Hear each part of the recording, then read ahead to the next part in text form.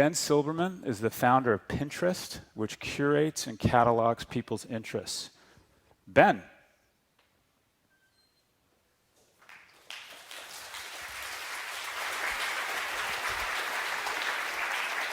Thanks.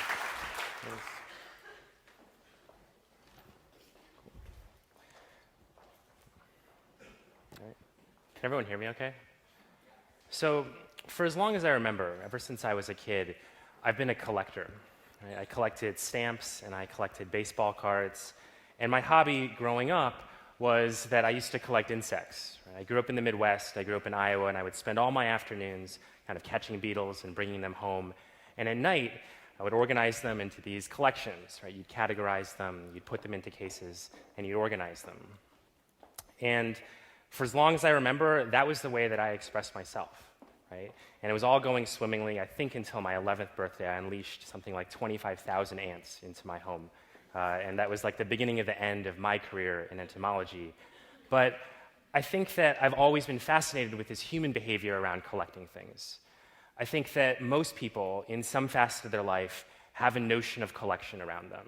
You know, some people collect mundane objects, some people collect the things that they find around them, and most people have a notion of collecting the things that they consume, whether it's the books on their bookshelf, whether it's the sets of things that they carry with them every day, whether it's the clothing in their closet. I've always been really interested in why this is the case. Why is collection so basic to who we are? And I think the answer lies in self-expression. Right? If you walk around Brooklyn and you ask people how they express themselves, everyone's a musician or an artist or a filmmaker, but most of us aren't that interesting. Most of us are just consumers of that. And when we collect things and we share those collections with people, that's how we show who we are in the world. That's how we express our taste to the people around us.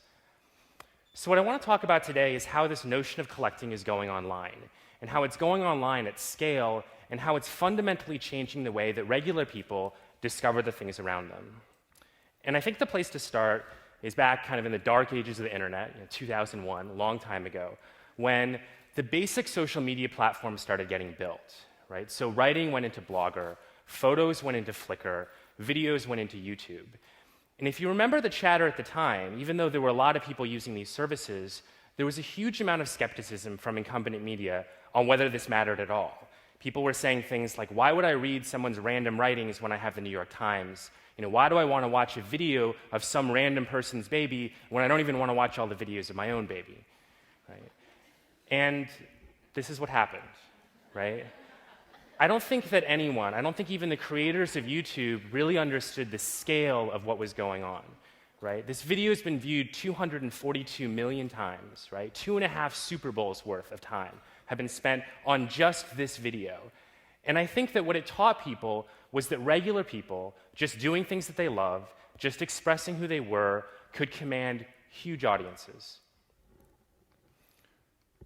Well, collections went online at the same time, but in a much more fragmented way.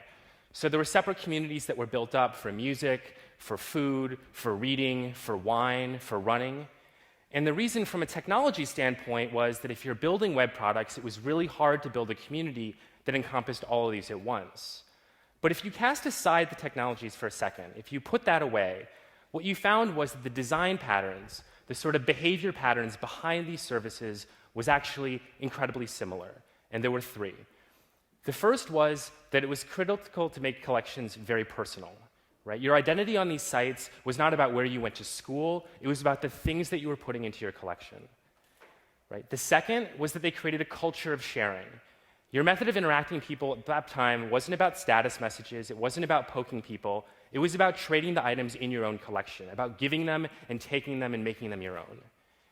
And the third, and this was the one that proved to be the most profound, was that you would discover products through the people in the site.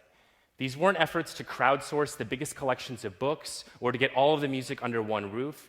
These were efforts to let you discover things through the self-expressive tendencies of the people that you cared about. So what did it look like? Well, for sites that did things like fashion, they let people personalize those collections by literally customizing them. This is Polyvore, a site used by millions of teenage girls, and you could share those collections as if they were your own. For other things, they took a more literal approach, right? If you look at Last FM, they show you the same sort of collection that you would see if you're flipping through your friend's physical CD collection, or if you're looking at their account in iTunes. And you get that same feeling, that excited, that voyeuristic feeling. And sharing, too, was based on the same real-world analogies. So when you looked at books, it was lending a book to your friend. When you were sharing wine, it was sharing things with your drinking buddies. Well, I was a member of all these communities. I thought they were all awesome. But one thing that really bothered me was that my identity was fragmented across them. That if you look at people, very few people are so passionate about one thing that they want to connect with everyone. Most people have a lot of their interests, and they want to connect with some people, some of their friends about some of them, and they want to connect with other people who are very passionate about others. So at the beginning of this year, one of my friends from college and I set out to build a platform that would let you do just that. And we called it Pinterest. And we said, let's ignore the really hard technical problems. Just put up a picture of something you're interested in. Have as many collections as you want. Take an item from anyone else and add it to your own as long as you give them credit. Those were the only ground rules. And we sort of let this thing go to just 100 of our friends. Everyone got 5 invites. And it's been 6 months, and there are 80,000 collections and 1 million items that have been shared. Right? Site that's totally closed. But the story is really about the individuals in that site. Right? We didn't really know, in the same way that nobody really knew, whether things like YouTube would be able to create quality content. And we found out was that regular people, just by expressing their taste, actually could create content on par with any professional. So this is a woman, she's a mom, she collects all of these toys and crafts for her kids. Right? This is a woman who's an amateur glassblower, and what she does is she collects things based upon material. And if you put her catalog, her collection of things next to professional catalogs, you really can't tell the difference. This thing would stand up against the MoMA's catalog. It would stand up against anyone's. Right? This is a friend of mine. He's a grad student. I guess being a grad student is stressful. His first collection and his only big collection is about things that he likes to drink. Right?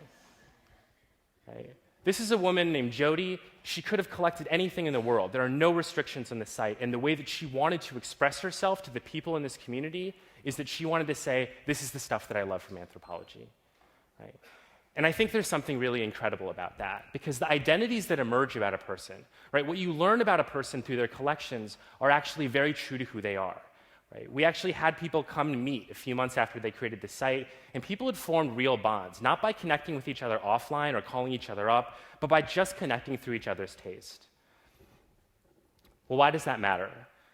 It matters because increasingly people are discovering things through people. There are so many choices in the world that people are the only filter that people can reliably use to determine what they should buy and what they shouldn't buy. And this is something that I think luxury brands understood a lot earlier than everyone else.